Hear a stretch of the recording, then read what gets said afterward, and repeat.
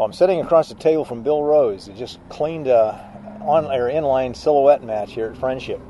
Tell me a little bit about it, Bill. Well, the inline silhouette match is, you can use any standard inline. It's not supposed to be a custom-made gun. And we shoot at 50 yards offhand and 100 yards offhand. 150 yards we shoot any position, and 200 yards we shoot any position. And this is the second year they've had that match. They didn't have a lot of people entering it last year, with the manufacturing match keeping people busy. But this morning on the third relay, I shot through the 20-round match, and it's a 45-minute relay, and I hit all 20 of them. That's 5 shots at each of the distances. 5 correct? shots at each yardage. Mm-hmm. And the thing with the silhouettes and with the gongs, you have to aim at the middle, because if you get tired or just aim at the edge and just say I'm on and you go ahead and squeeze, you're going to miss quite a few of them, because every shot isn't going to be perfect. So it's hard to concentrate on the middle of a blank target, because when you're on it, you tell yourself you're on it and you keep squeezing and it goes off on the edge. There's no X-ring to look for. That's right. No 10 ring to concentrate on. Yeah, cool. Tell us a little bit about your gun, or the load you're using. The Austin Halleck, we've been using 70 grains of double F Swiss, and I was using a 300 grain Hornady XTP bullet with a Harvester Sabot. Okay. Is that set off with a traditional percussion cap, or is that a shotgun primer? Or we're using shotgun 209 primers, and the bolt comes up and strikes the back of the primer, and they get a lot of heat out of it. So we don't have any ignition problems with the 209 primer. Okay. How about competition? Guys going after you tomorrow on this target, or in this silhouette? Well, one good thing about getting 20 out of 20, even if they do get 20 out of 20, we have to have a tiebreaker. So. And do you know what that will be? They haven't decided yet. Okay. I talked to the head range officer today, and he hadn't decided what they were going to do for a tiebreaker. He may not worry about that unless someone else cleans them. I think maybe you don't have a whole lot to worry about. They got to clean it first, right? Yes. Well, that's cool. I know you shoot a lot of other stuff. How about telling us a little bit about how you got started in black powder? I used to shoot a lot of high power rifle, and I shot some small bore rifle in winter, and my wife was tired of me traveling to the national matches in high power. I'd go over there to Perry and stay a week, and on the weekends that she was off work, she's a nurse, had to work every other weekend, it seemed like I would be shooting, and when she was working, I'd be home. So I completely stopped shooting high power and just started shooting the local muzzleloader matches, and got started from my best relay was always standing in high power. So when I started shooting muzzleloader, everything was standing. Sure. And I started shooting at the local matches, and I've been coming to Friendship about 22 years. Just about as passionate with this as you were with high power. Yes, and now I travel more, but most of my local matches are one-day matches, so I'm not gone the whole weekend. Okay. And luckily in northern Indiana we have at least 3 matches that are within an hour or so from home, so if I go on a Sunday or even a Saturday match, I'm not taking the whole weekend away from my wife. And her and I square dance. We do Western style square dancing, so that's a plus to be able to do something together. That's cool. What other kinds of rifles do you like to shoot, or pistols? Or I don't shoot pistol much. I have one, and I don't shoot shotgun much. And they have a lot of that kind of competition down here. Now at the local matches, if they have a pistol match, I'll usually shoot it. But down here, I've never shot on the pistol line. There's enough rifle shooting to keep me busy. Everything from Civil War musket category to offhand, both open sight and any sight. And with the Austin Halleck in June, we shoot the manufacturer's aggregate, and we shoot quite a bit this week getting ready for that. Tell me a little bit about the manufacturer's match. The manufacturer's match is most of the people are sponsored. The manufacturers are sending them the rifles to shoot, and the teams can be not from the same area, but from anywhere. But then when we get down here, we're in 4-person teams, and there's one team of ladies, there's one team of juniors, and Austin Halleck sponsors 3 teams of adults. Okay. Targets that you shoot? The normal match target that we shoot is a small 6 bull that we shoot at 25 yards. And if you can shoot that target well, everything else comes easy. Okay. Because it is a tough target. What's the 50-yard target like? The 50-yard target is the same target we shoot at 100. Okay. We just one less ring in the black. We shoot 8 ring at 50 yards. Okay. And for most people, it's easier to shoot good scores on that target Than the 6 bull? Than the 6 bull at 25. And at 100, a 44 or 45 is a good score. Okay. So you shoot all 9s at 100 on that same target, you're doing well.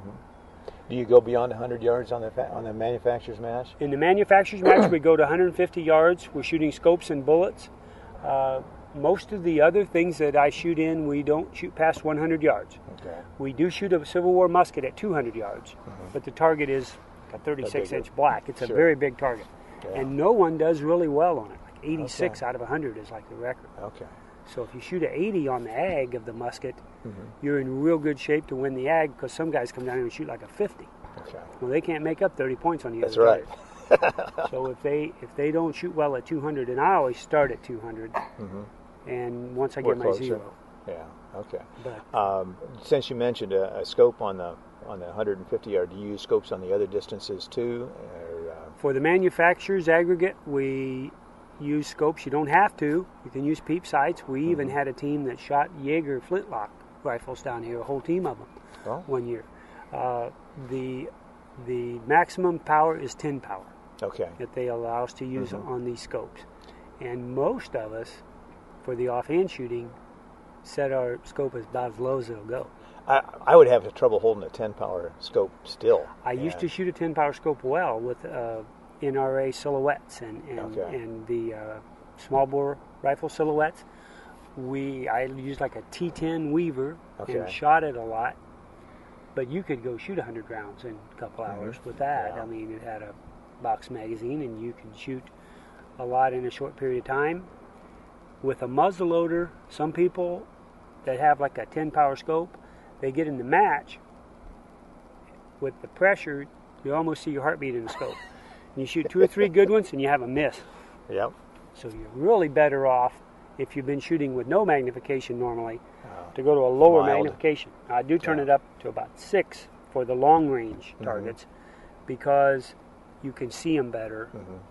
And a lot of scopes, if you turn them up as high as they'll go, the parallax doesn't allow the scope to group quite as good as it does some of the lower powers. I found shooting groups at 150 yards, I turn it as high as it'll go, and the group gets bigger. Okay. These scopes are a part of the sponsored stuff for the team too? Pentax sponsors us for scopes, not for Austin Halleck. Now, some of the other teams have different sponsors. Okay.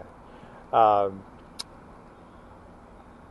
know that you're a great shot. You get a lot of a natural ability. I'm guessing you practice a lot. I have a shooting range in my backyard. I can shoot out of my barn up to 100 yards, 25, 50, and 100. And I'm shooting from inside the barn out, so it doesn't bother me if it's raining. Okay. Now, windy days do, and I don't practice that much on windy days, because I don't mind shooting in the wind on match day, but I'd rather be zeroed, know exactly how well it's going to be able to perform with no wind, and deal with the wind in the match. Okay. You come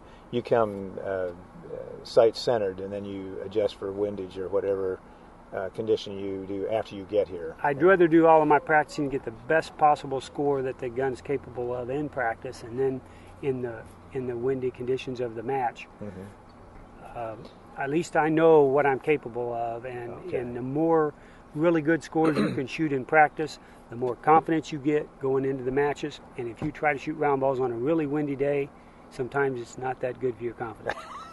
And confidence is a whole lot of this, I'm guessing. Chapman and I were talking to a new shooter down there on the line today, and one of the main things that Steve Chapman was emphasizing to this guy is every shot you take, you call it in your mind when you get done with the shot and tell yourself what it should be.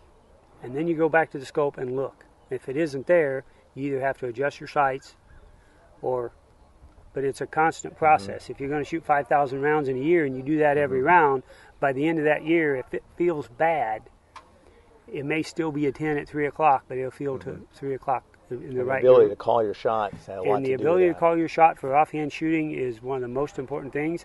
A lot of the best shooters that I've ever talked to have terrible eyesight. Mm-hmm. Some of them can hardly shoot in certain light conditions. They have to use a 6 o'clock hole to even see the sight and the target. But I've seen like 150 and 5X at 50 yards, and H.P. Gregory shot it. And he was telling me that the light had to be a certain way for him to do that because his eyes are so bad that he can't see the sights and the target if the light conditions aren't just right. Okay.